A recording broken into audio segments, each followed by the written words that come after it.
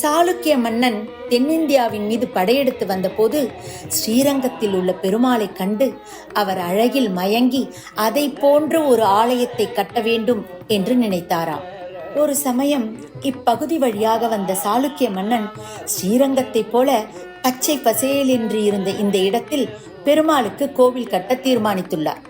அச்சமயம் அங்கு ஒரு விவசாயி நெல் அறுவடை செய்யப்பட்டு கதிரடிக்கப்பட்டு போடப்பட்டிருந்த நெல்மணிகளை மரக்கால் கொண்டு அளந்து கொண்டிருந்தார்.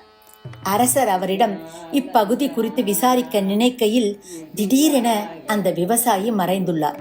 மன்னன் விவசாயியை தேடிய சமயம் பெரும் களைப்பின் காரணமாக மரக்காலை தலைக்கு வைத்து சயன கோலத்தில் விவசாயி படுத்திருந்தாராம்.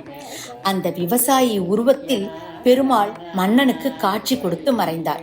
இதனால் மகிழ்ச்சி அடைந்த மன்னன் இவ்விடத்தில் ஆலயம் கட்ட எண்ணி நேபாள நாட்டிலிருந்து சாலிகிராம கல்லை கொண்டு வந்து பெருமாள் தனக்கு எப்படி காட்சி கொடுத்தாரோ அதே போன்று சிலையை வடித்து வழிபட்டு வந்துள்ளார்.